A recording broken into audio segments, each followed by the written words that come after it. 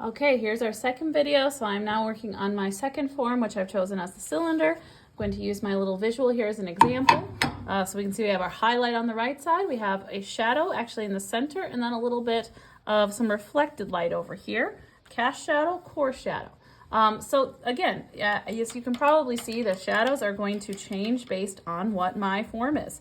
In the in the sphere, we saw them curving in almost a C shape, or if you think about the phases of the moon, how you get a full moon, half moon, quarter moon, we see them bending around the sphere according to how we see the light reflecting the moon.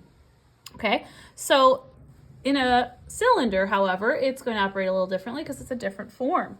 So for the color, I have now chosen one color, and I have mixed some tints and shades of that color. So I have a variety of different tints, or where I've added white.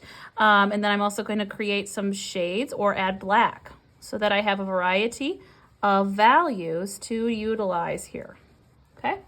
Only picking one color to start with. Keep this simple. So if this were real life, this is like a purple cylinder.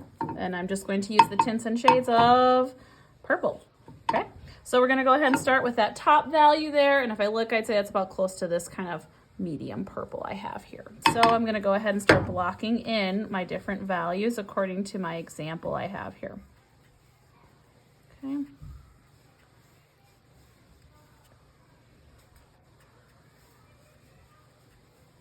It's easier if you kind of work in planes. Like this top area, I'm not going to need to blend much. It's mostly the same color, so I'm starting with that first.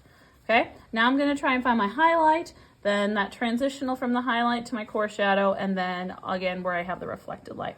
So my highlight is going to be my lightest purple, which is right here.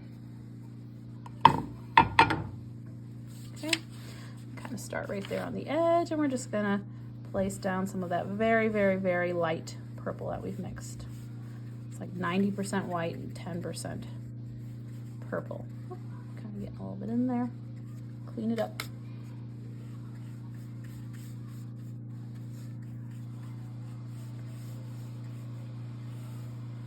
Okay, and notice I'm painting vertically. Again, just using my example. I'm going to move on to my next tint, which is slightly darker than my highlight tint. Your highlight could also be white. If it was like a very, very highlighted, intense light or shadow, you kind of see them as white. Which I could always go back and add a little bit of white in there if I wanted to find a really, really intense sort of a glare effect going on with the cylinder shape. Okay. Just painting vertically, keeping all my brush strokes going in the same direction at this point.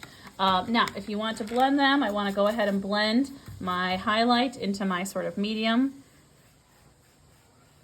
Okay, so just kind of blending that edge away a little bit. And you still do want to see a little bit of contrast because, of course, while they're two different values, I'm going to go back in with a little bit of white right here on the right, just touching up that highlight a little bit more. I want it to be slightly more intense. And I always wipe off my brush as I pull that white over into my lighter transitional tints, okay?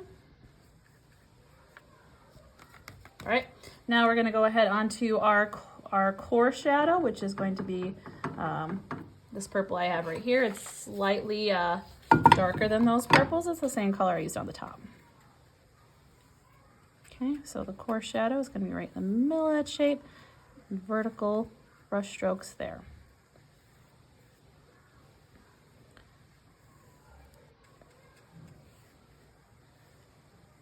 Okay.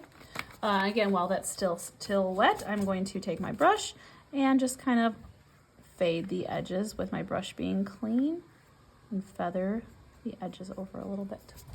Okay. And I'm actually going to go even slightly a little bit darker. I feel like I want a little bit more. If I'm looking at the example, it's a little bit darker. Now this is just the straight purple. This is purple right out of the bottle.